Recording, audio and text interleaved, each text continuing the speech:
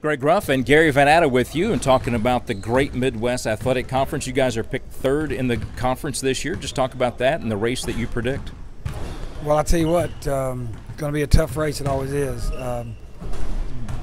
Being third is probably generous, with as many freshmen as we have. We have an experienced group coming back, but we also have an injured group coming back. We've got one with tore all 3 ligaments in her knee, Shari Swift, and then we have Morgan Long, who's had rotator cuff surgery. So that kind of hurts us on the experience side of it. And then you throw in 6 freshmen, and all of a sudden it's total chaos every day in practice. Well, we talked with Helen Mistner just a minute ago, and she said the freshmen are definitely going to help. And she was actually happy that there was that many of them to kind of help you with practice. That's been a challenge at times recently with some of the injuries that you've had. You haven't had enough to really go a full force practice. Yeah, it really has been nice. It's nice to be able to go after each other, 5-on-5 every day. And, when you get in a 2-hour practice and you got competition the entire 2 hours, it's awesome. So, yeah, we do like that. And the freshmen are competitive. And they're a really good class, and they're going to be a group that hopefully that continues to work, will have a lot of success here at Trevecca.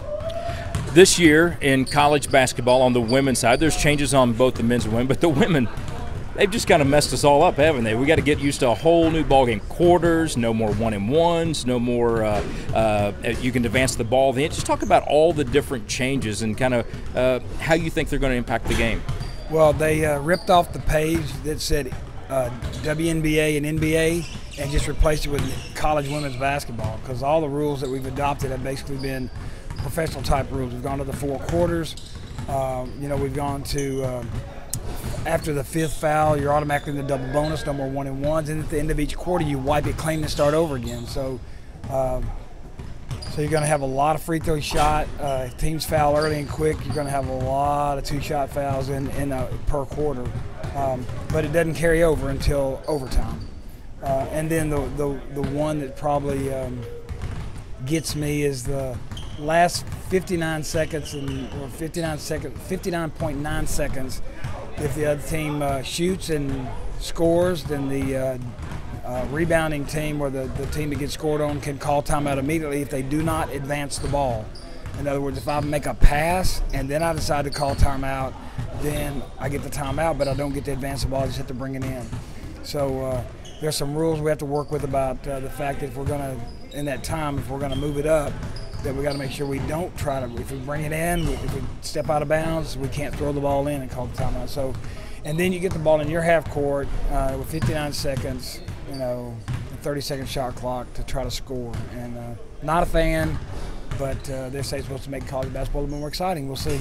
Well, it just kind of takes away the defensive pressure that you have to kind of pressure the ball and maybe get a steal, especially if you're behind in that situation. So it really almost helps the offensive team and the team that's ahead. Right, it does, and I understand why they do it, but that's the whole point. I think is that basketball can be unpredictable, and when you have to go 94 feet to try to score, and I know the powers that be don't like the defensive struggles, and they don't like to see. They want to, all the hand touch rules that we've added to basketball in the last couple of years. It's all designed to free up offensive players and to make the games more exciting.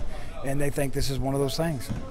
Talk about your team coming back for this season and kind of what you expect your team to look like.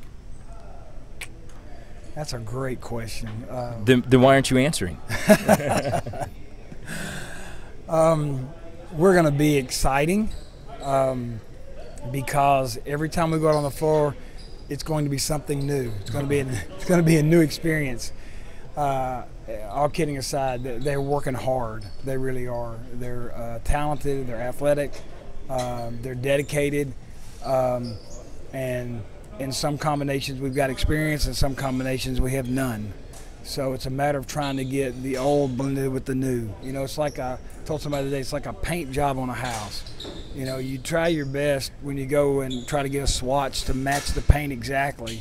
But you either have 2 choices, either do the great job matching it and it blends perfectly, or you got to paint the whole house.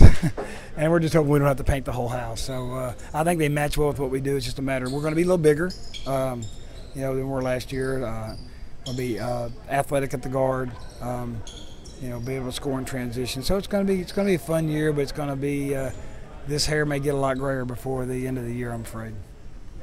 I think it colors it, to be honest with you, so I don't think it matters. Not a chance. All right, so you guys have got some experience and some new folks coming back. Talk about the other folks in the conference real quickly.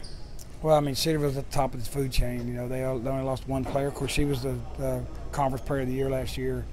So they got everybody returning, and I'm sure they had a good recruiting year as well. And then Kentucky Wesleyan, you know, they just interchangeable parts. They just come in and swap it. They play hard, and you know, they do a great job getting their kids to play hard. Davidson Elkins, you know, they're always a wild card, man. Them and Ursuline, they're always talented, and they're gonna, you know, when you're on the road playing in this league, you better be ready to play. Ursuline this year has their own gym, so we're not gonna be, you're not gonna be, for them, bless their heart, it's not gonna be a traveling basketball show, you know, at a different venue every night. And then you throw in Alderson Broadus, who had a new coach last year and changed the style of play, plays more like the Olivet teams we've seen, the run and gun, quick sub in and out. And Ohio Valley, and you know, Dave does a great job there with them as well. And so, you know, you can go up and down the whole list. I'm sure I missed somebody, but you know, it's going to be very, very competitive. And you know, we just hope that we go out every day understanding that it's Division II basketball, and you better be ready to play. It's Gary Van Atta with our GMAC preview.